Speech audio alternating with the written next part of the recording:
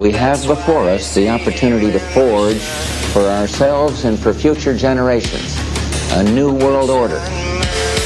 This crusade, this war on terrorism is going to take a while. We came, we saw, he died. We tortured some folks.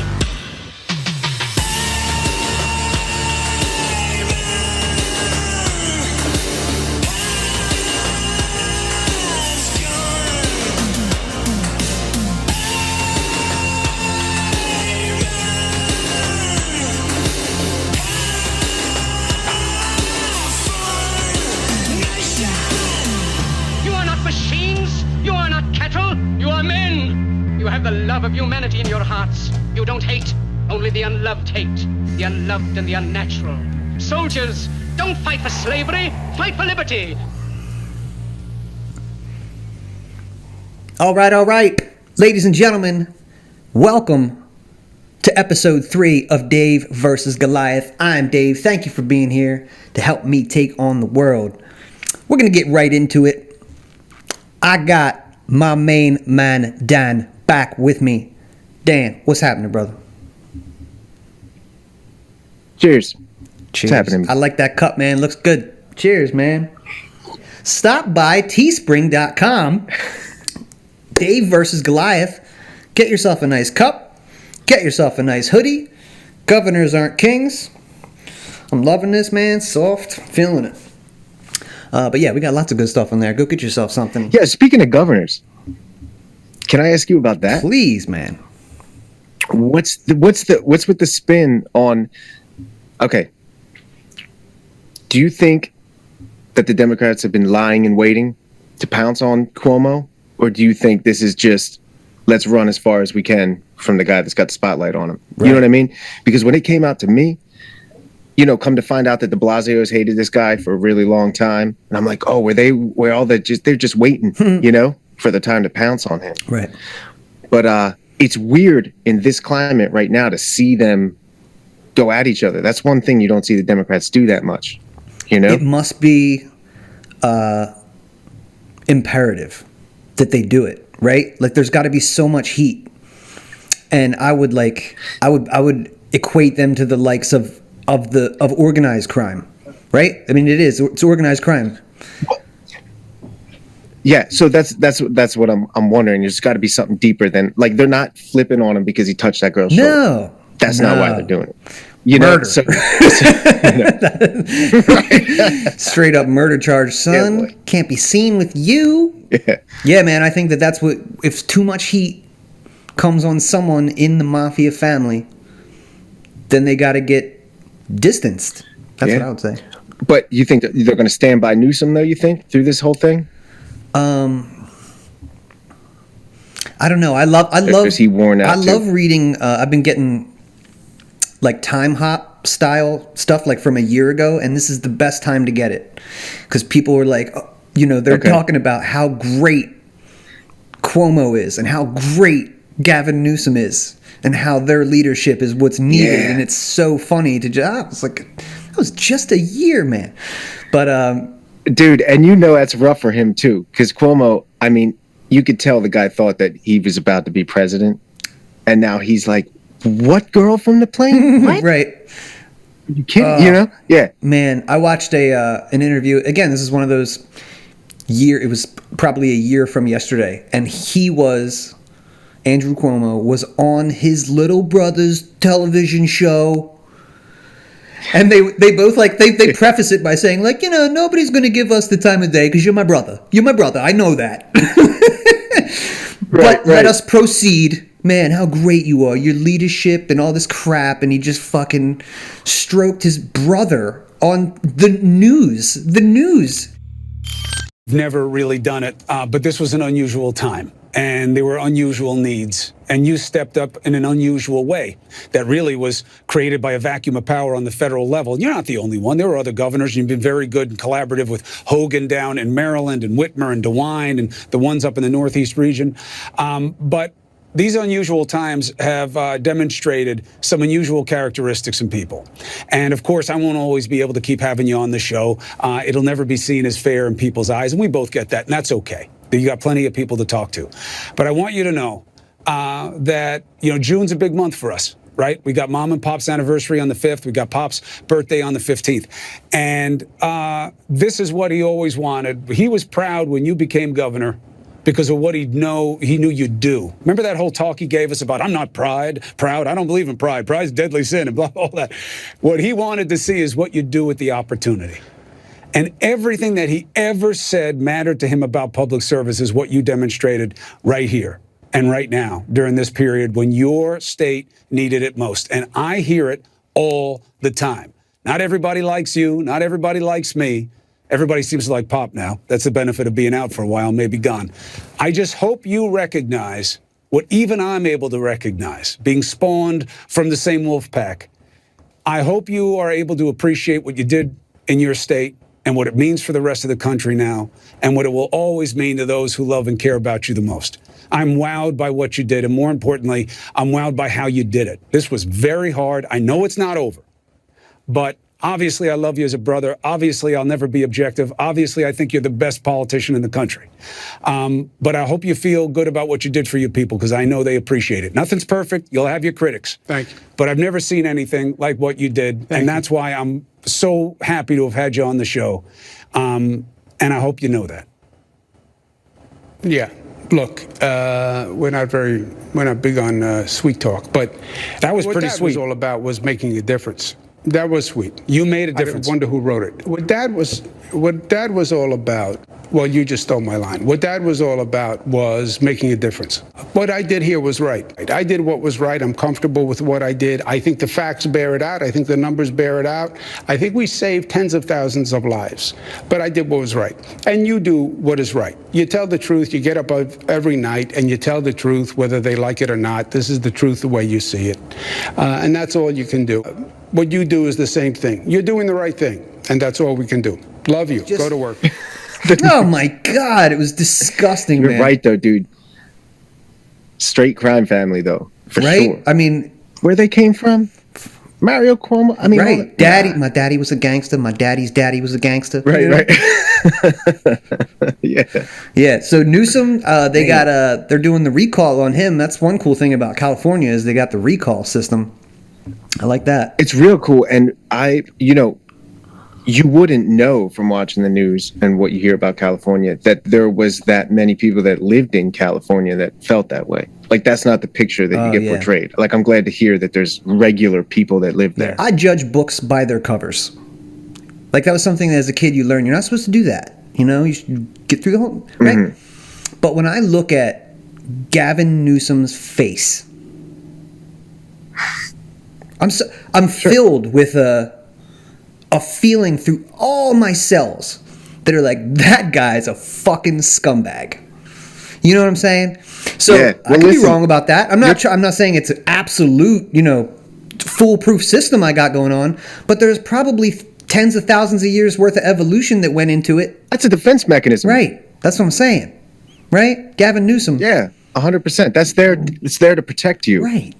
Yeah, so you should trust it. John Brennan, I've seen that guy's face more on TV. I'm like, there's no way somebody with a face like that is up to good. You can't have that face and be like, donating your time to charity and shit on the weekend. You don't get that face from like being an empath. I'm pretty sure. Yeah, like, it's a weird thing, dude. You got to trust your gut with it too. Like when you see Nancy Pelosi, like, I don't know much about her personally, but I do know that she doesn't care about people by looking at her face. Yeah, she looks, I mean, just the way she looks at people in the camera, like she just is annoyed and disgusted that she has to explain something to you, you know? Social media is great for celebrities and politicians because it allows them to keep in contact with their fans without having to see them, touch them, hear them, or smell them. Biden just ran a whole campaign where he didn't have to shake hands or kiss babies' heads, do any of that. Yeah, you're absolutely right. You didn't have to get near another human being at all. And had it not been for social media, you wouldn't have been able to pretend that you were engaged, and that you wouldn't be able to pretend that you were popular and you had a following. You can do that with TV and, social media tricks. You been to DC lately? Yeah, last weekend. They opened up that whole mall area a little bit. Like, you can now walk down past the Lincoln Memorial, I should say, what is it? The Washington Monument, the Lincoln Memorial. You can walk around there. The Capitol is still a fortress, So they delayed it a little bit again. Remember how it was going to be to the nomination, or not the nomination, the inauguration? No. Thank you. And then through the end of the month, and then now it's through the end of March. But it is, I feel bad. I think people do forget that DC is a city with people living in it, and they have jobs and they have kids and things like that, and they have to take their kids to, daycare, and they have to go to work and things. And this is this giant monstrosity, this obstruction blocking off blocks, I don't know. I have to think it's still for show. I mean, there's no, who are they afraid of? No, it has to be to maintain the illusion, the image, right? Of like a mask. Yeah. If you don't have the mask on, you wouldn't know that there's a pandemic. If we take away the military in the Capitol, then there's no threat of a coup, right? Is that still what they're going with? That we're just protecting in case like an insurrection happens again? Sure. Right? And the people of the city, as much as I want to feel bad for them because traffic is taking longer in the morning, it's like, if you're not saying get out of my city, then I don't have the most amount of compassion for it. I mean, I would hope that it would be 50% at least of the people in Washington going, okay, guys, we're good. The democracy is safe. I think it's starting to get there. From the people that I've talked to over there too, I think they're getting sick of it. Regular people. But they don't care about the people, right? It's not about them. I mean, it's about the cameras and the news. And like you said, they're portraying that image to the nation. They don't care about the few blocks around the city. Right. Yeah. Those guys will figure it out. Did you by any chance, I heard, I caught Justin Amash on Michael Malice's show. Did you get a chance to hear any of that? I did. The best part I got out of it was, he said it quite a few times. I don't know if you caught it, but he was like, this is more of a show, like a performance, than people think. And he gets a rep as being the blue-pilled guy, but it's like, he's telling you some serious shit. It's like when the C-SPAN cameras go, we pretend to do a thing. Right. You know what I mean? That's pretty red-pilled shit. We've been talking for a year about that. Professional wrestling. We've been saying that for a long time. Down to the script, he said. Here's the script. Don't go off that. Here's what you say. Yep. It's ever since I read Animal Farm. I keep bringing this up because it just blows my mind. That's exactly what the pigs did. They'll get up, they'll debate, they'll divide the rest, all the animals.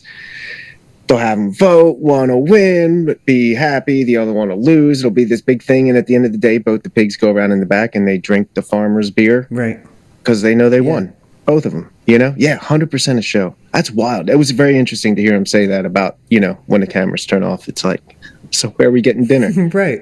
I do like when Malice was asking him, what's it really like? Like, is it more like everybody's running around not knowing what's going on? Or is it like House of Cards? I loved his answer. And he was like, it's more like a incompetent House of Cards. I was like, that's beautiful. Sounds about right. Yeah. Yeah. Yep. Sounds about right. The intentions there just might not be quite as sophisticated. So that's interesting too, man, that you brought that up.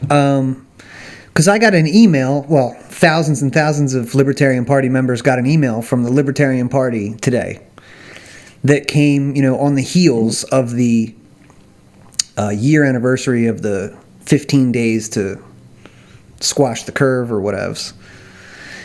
Oh, okay. And I read it. Some people were like, oh, great, they finally said something. I'm like, I should read some of it to you, or at least maybe some portions of it. But, man, these guys... Oh, like they were happy that they said something now. And the a year the later. Basic tone towards the end was like, look, you can try like the government did, to do something in a pandemic, and just, that's what incompetence leads to.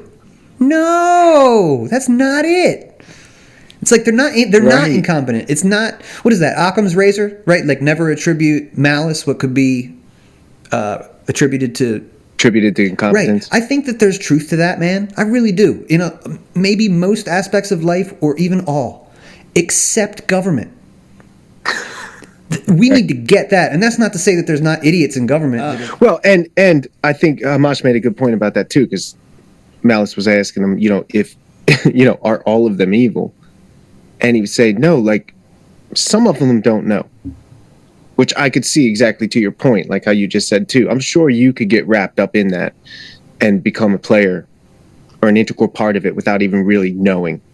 You're just like that cog in that wheel, because it only takes a small percent at the top to keep that thing turning. Right. Yeah. I was impressed with that. I thought it was a good episode. I was psyched to see Mouse have him on. I'm pretty sure he's got political aspirations, though I am confused because, why would you leave? Maybe he knew he was going to lose. I'm not sure about like what his district looked like. I was going to ask you that because I never knew the answer to that. Why did he ever say why he? I think that they decided, put, he said something about Republicans are always trying to primary him, get him out, and Democrats definitely want to get their guy. I think that's what happened. A Democrat got his seat, so that's how it ended up. But yeah, he ended up switching his party affiliation to Libertarian like a few months before he was done, which is cool. But it's like, man, it would have been cool if you were either elected like that or I don't know, stuck around a little bit longer, fought it as a Libertarian, maybe. But I think there's some merit to saying, like, when you're in that machine, there's only so much you could do. Like, if he was going to take that amount of time, and I don't know how any of that works, but I would assume that if you're just stuck, there might be more you could do if you went back on the local level in your home and organized in a particular way, What if he's got presidential and decided aspirations for like the I think, of course. I mean, yeah, he dipped his toes in 2020 for the Libertarian Party, and now he's still attached to the party. He's still a capital L libertarian. So if your goal isn't to run for president in 2024, yeah, like what are you doing? And some people want him to run with Tulsi Gabbard, which I think is a little weird because she's not a libertarian. She's got some good libertarian leanings, but that's what some people see as like a dream unity ticket. So,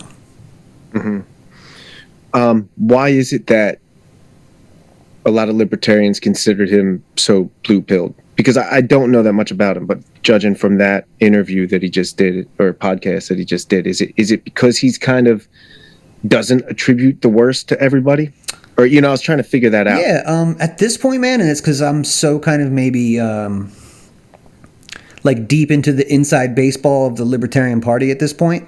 I'm pretty sure he endorsed Joe Bishop Henchman to be the chair. Not that that's everything. It's just like he is on that pragmatic. I'm not going to say blue-pilled, but he's on that side, which tends to maybe lean kind of blue-pilled. And I'm sure he would tell you that that's not true. And because a good politician will say, no, man, it's like, I'm a little bit of both. That's a fence sitter. Like, don't sit on the fence. Tell me what gets you going and what is really important. I think he plays it safe. In that interview, oh man, libertarians were not happy about, Malice said, all right, man, what would you do? You're president. What would you do with Snowden, Assange, and Ulbricht? He was like, oh, pardon them all. You know what? Maybe commute the sentence for the Silk Road guy. Like, well, wait a second, man. Like, who did he hurt? His answer was basically like what any other lawyer would say. It's like, well, he broke the law. Look, man, he wouldn't be the worst candidate. He was probably one of the best House members we've had, certainly in my lifetime.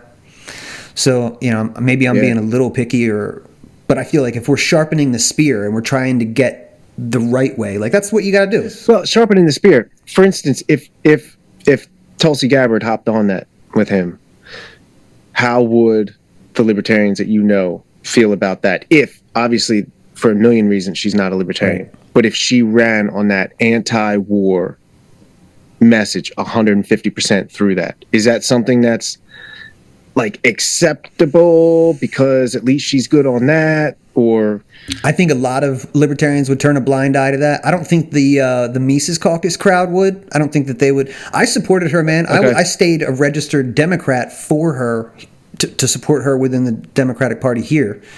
Now that she's gone, switched, back to Libertarian, so I can work within the local party here. But that was a good enough reason to try and shape the primary, to shape the party a little bit. But even honestly, man, I was telling people, hey, look at Tulsi Gabbard. She's the choice over here on the Democratic ticket. Mm-hmm. It wouldn't make me happy if she came into the party as a standard bearer. In the same way, it didn't make me happy when they tried to get Lincoln Chafee. Not that he's a bad person. He's been on the right side of some issues, but he's kind of a wet noodle. Like, I'm just, you can't just come in. Don't bring like a somewhat successful Republican or Democrat in here and try and just go, well, they have name recognition and they're good on this one thing. Like, she should, in my opinion, she should stay in the Democratic Party. She should push them in the direction of the freedom philosophy. And just keep taking heads, laying them. She could run for president in 30 years, serve 2 terms, and be younger than Joe Biden is right now. She's got a bright future ahead of her. She could do whatever she wants. And with this, I guess best of all scenarios would be she changes her mind on the Second Amendment. She changes her mind on government-run healthcare, and signs the non-aggression principle pledge, and then we'll talk. Sure, I'd be down with that. I like Tulsi, man. She's really good on the most important issue. Nice. So what got shook up in Delaware? Well, if you heard Dave's podcast the other day with Karen Ann Harlos. As I feel about the takeover language and don't like that. And I have to tell you, if you go and read, what group was it? And I know this isn't one of the bigger state parties, but I got a lot of friends there and I love these guys. But apparently a lot of people were rubbing people the wrong way in Delaware. I mean, and I don't know if this is good, though. I thought it was cool. She said the Delaware Mises Caucus, which is this guy and some of his pals from around here, are causing up a ruckus. They scared? Dude, I don't know. Yeah, I guess it's just a natural thing. Like, if you have control over something, you kind of want to maintain it. It's weird, dude. It's like it's a microcosm of what's happening at the national level down to the state and county. It's like kind of the same issues, and we bring up lots of the same shit. Like, hey guys, would you mind putting out some quality messaging? Would you mind having more than one post on your Facebook page, than every 6 or 7 days? The right. Basic shit. But yeah, man, we're doing some good stuff, man. We got the Mises Caucus meeting was the night before, and we had a great one, man. I'm meeting some new people, and we are a diverse group, man. We got 3 doctors in the group, 2 of which are physicians, like really smart people. They're good to have around. Right. Tell me what you think, Doc. It's great to have people around that are smarter than you are. So yeah, it's awesome. We got an animator. We got a guy who's an IT guy and a couple ex-military guys, and it's great, man. I really like it. It's especially in the new normal. Get with your peoples, discuss things, and I was like, all right, man, like this could be one of those things. And they're not scared, dude. Good people, man. Man, that's great. People getting together with people. That's something. Oh, you know what I heard today though? What's his name in Texas? Abbott. Apparently he lifted the mask ban. Masks and lockdown stuff. I think he's done. Yeah. That's great. I don't know if anybody's done that. I don't know if DeSanto did that in Florida or not. I know you don't have to wear one there. But I know a lot of people still do. But I'm wondering if Texas is just going to throw those things and stomp them in the ground. Texas is so awesome. If anyone can do it, they could do it. I had beef with Texas when I didn't know anything about it. That was when I had beef with Texas. Right. Then I started going there. Right. And I was like, oh. This place is awesome. Right. Everybody's nice. Right. I didn't know that. Yeah. Man, that's something that's strange. I think that we've been, I don't know where it came from. It's hard to pinpoint, but growing up in the Northeast, we didn't know what the South was really like. Didn't know what Texas was really like. No, man, that's and growing up in the Northeast as a liberal, liberal culture, liberal politics. Right. I had, not only was it not for me, but I had disdain for the South, Southern accents, Southern culture. Isn't that weird? How do you think that's left over? No, I don't still have that disdain. I don't. No, but I mean the reason that we were talking. I mean, do you think like from being from the North? I mean, we went to war. Yeah, right. I mean, my grandpappy's grandpappy died in that war. Yeah. Maybe that shit lingers. That lingers, man. Yeah, let's see what they can do with it. But I think that those guys now are kind of trying to champion themselves as part of the resistance. You know, that CPAC thing just happened in Florida. Like, I think DeSantis is trying to make moves. You know, everybody else is trying to follow suit down there. Kind of see who's going to be the next guy. Yeah. You know, really good. I didn't watch any of that CPAC stuff. I didn't watch any either. I got a couple clips. I know that Maj Touré of Black Guns Matter was there. I think that's really cool. I am the part of the show that's here to challenge conservatives. This part of the show will not feel good.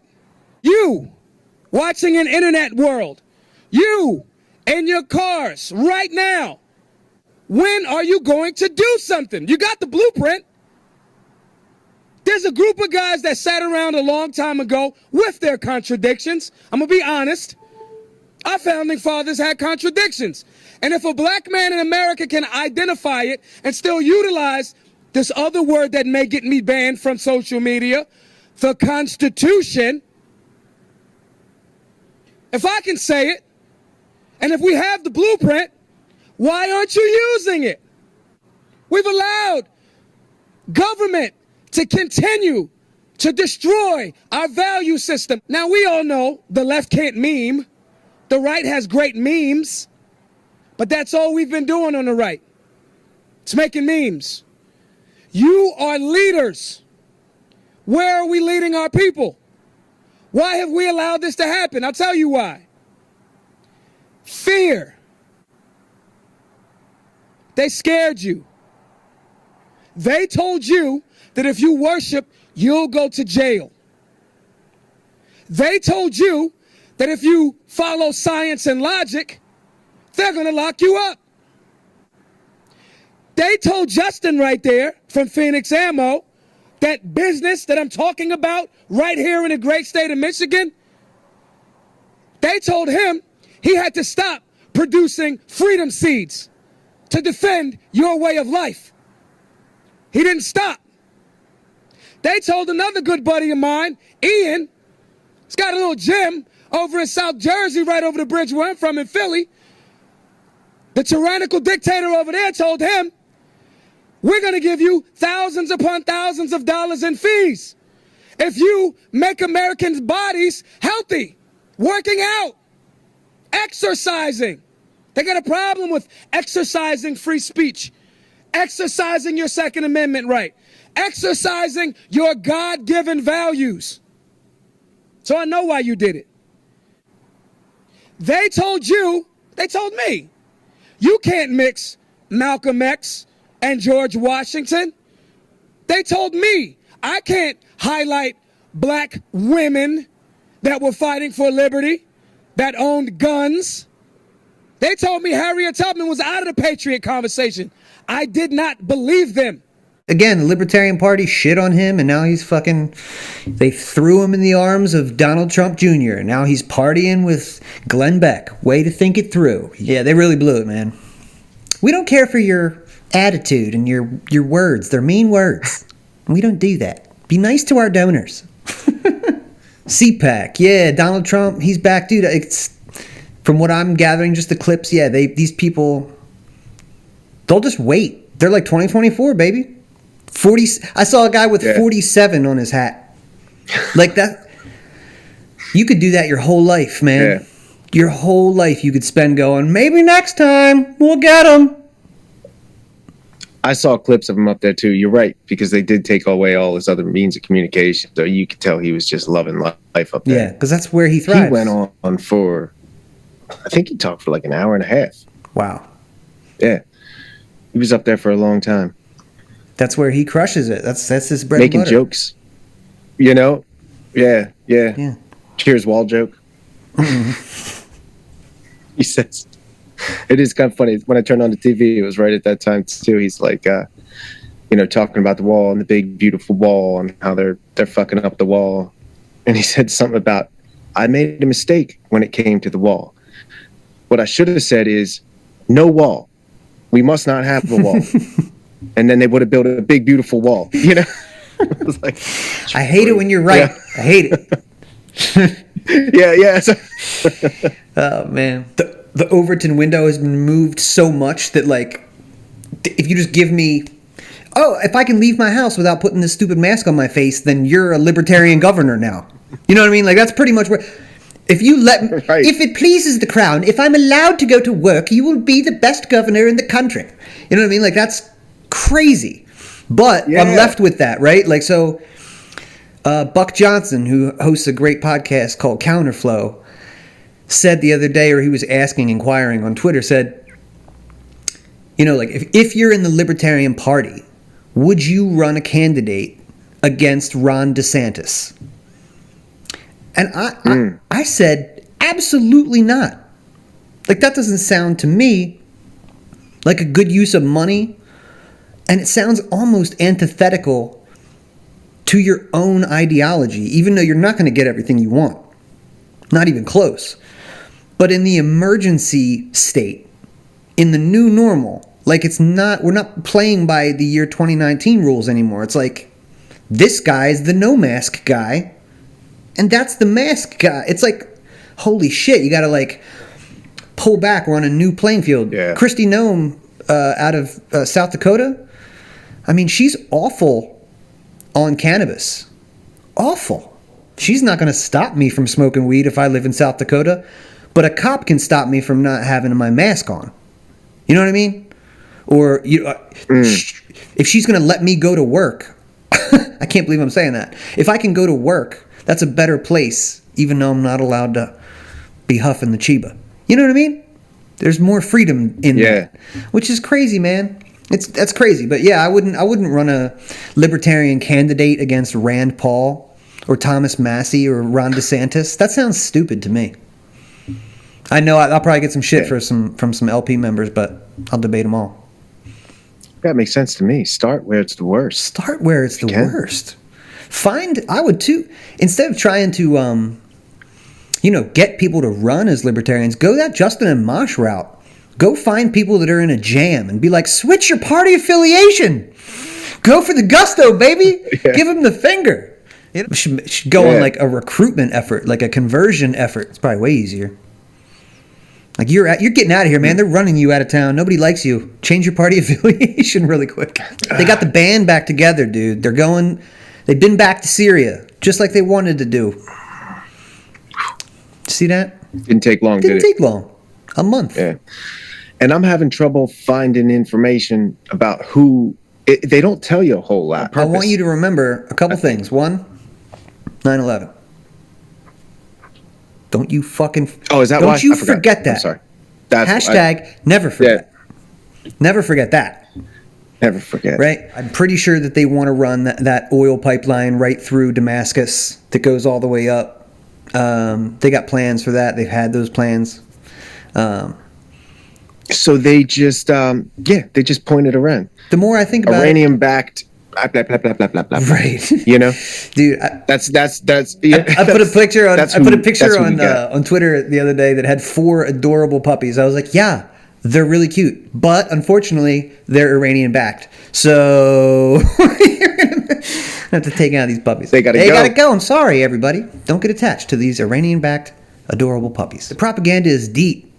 We've been talking about Iran my whole life. Your whole life. Yeah. Iran is just that part of that axis of evil, man. The thorn. They can't have it, and they want it so bad. Man, I just finished a book. Just to plug a book. Enough Already? Scott Horton. Yeah, plug that. It was wild. Plug that book. It really, it brought 100 different things just together. Yeah. For me, it's stuff you just hear about, you don't know too much about. Like he said too, it's nothing that you don't really already know. but he puts all the pieces together in order. Yeah. You know, and it was starting in 1979, starting with Carter, which was really interesting too, because the general narrative, and before I knew what I thought too, is exactly as you said. Oh, this whole thing started 9/11, 2001. It's like, no, baby. We've been in that. It pretty much kicks off at like the time of our life kicking off. You know what I mean? That's honestly what made me want to buy it, because I heard him talking about it, and he was like, from 1979 to present. I was like, that's me. That covers my whole life. Yeah. Oh man. Let's start with this. Let's start with that. And isn't it great, dude? With these, they come up with these like the lore for these people. It's unbelievable. He was just a farmer, just working on his peanuts. My whole life, he had the reputation of being the peace president. Meanwhile, told everyone in the Middle East that he would annihilate them, right, if they came close. Yeah, what a weird twist. Right. Because that makes a great and performer.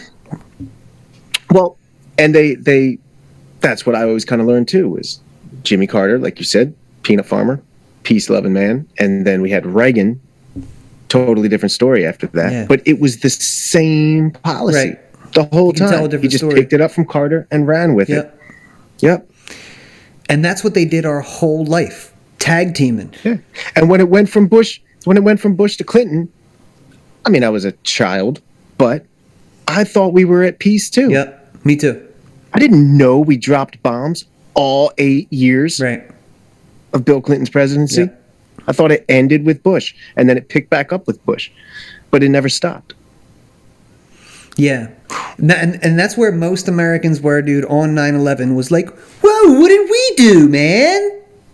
That's crazy. These guys are, yeah. Because, and I was there. Dude, there was a time, and it wasn't long, but it was probably like, my initial reaction after 9/11 was, I'm going to enlist.